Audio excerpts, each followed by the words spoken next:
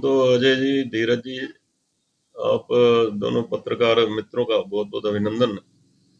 ये जो सेवा पखवाड़ा है, हमारे जो देश के यशस्वी प्रधानमंत्री नरेंद्र मोदी जी, जो भारत के ही सर्वाधिक लोकप्रिय नेता ही नहीं अपितु वर्तमान में विश्व में सबसे सम्मानित नेताओं में गिने जाते हैं। और भारत के गर्व के साथ कह सकते हैं कि उन्होंने विश्व में भारत के गौरव को बढ़ाने का काम किया है। ऐसे अद्वितीय प्रधानमंत्री नरेंद्र मोदी जी का जन्मोत्सव के पावन अवसर पर कहूं, पूरे देश में सेवा पखवाड़े का संकल्प लिया है भारतीय जनता पार्टी ने, जिसका कल शुभारंभ पूरे देश में नहीं अपितु प्रदेश हरियाणा सहित प्रत्येक मंडल और बूथ स्तर पर इस प्रकार के जन कल्याण के कार्यक्रम आयोजित किए गए।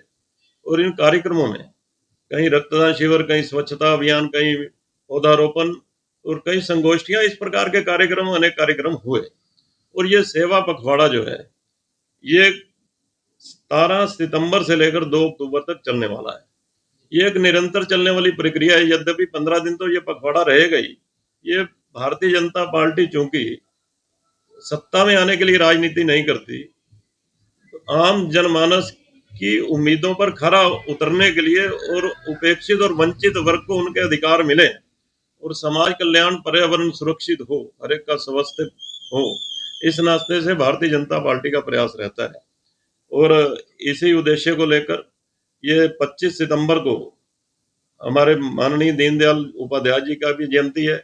और कल जिस प्रकार रक्तदान शिविर लगाए गए, नीलोखेड़ी में स्वच्छता अभियान चलाया गया भगवान दास कबीर पंथी जी के नेतृत्व में, जो हमारे विधायक हैं, और इसके अतिरिक्त पूरे जिले में, चूंकि जिले की एक प्रवक्ता के नाते जिम्मेदारी भी मैं बताना चाहूंगा, करनाल हो, गरोंडा हो, असंध हो, नीलोखेड़ी हो, वहां के सभी विधायकों ने जिस प्रकार से इस पखवाड़े का शुभारंभ किया है, निश्चित ही सभी सब बधाई के पात्र हैं। और करनाल में तो कल भारतीय जनता पार्टी के कर्ण कमल में 400 से ज्यादा रक्तदाताओं ने रक्त दिया है।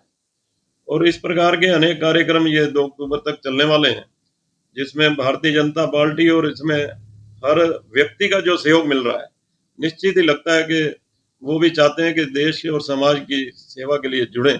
ऐसा मेरा निवेदन भी रहेगा। और कोई बात हो तो पूछ। कि आपके पुत्र जो नवीन कपूर है, उनको हाल ही में पार्टी ने सीएम विंडो निगरानी समिति का मेंबर चुना है। ऐसा है, ये संगठनात्मक पद, नवीन एडवोकेट है, उनको भारतीय जनता पार्टी का कार्यकर्ता है, संगठन का कार्यकर्ता है।